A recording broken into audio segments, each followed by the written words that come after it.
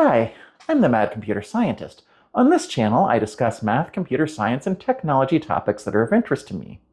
Before I begin today's video, please do me a favor and be sure to hit that like button.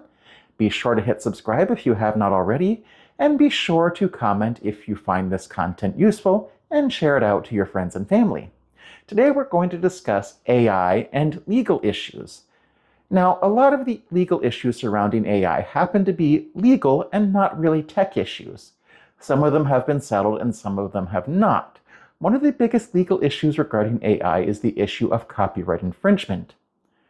And as a computer programmer, I happen to be really annoyed about how the programmers handled this.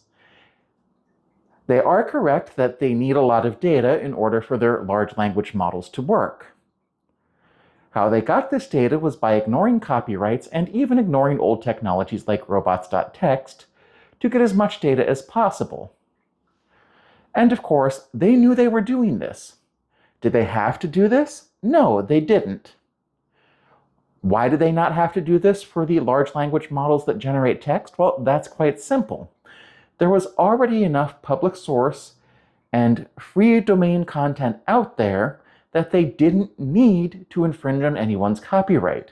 They just chose to do so to get the largest possible data set.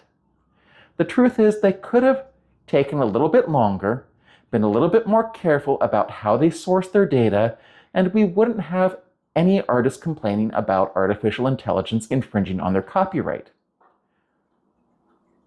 However, they chose to take a shortcut, and they thought they would be big enough to get away with it.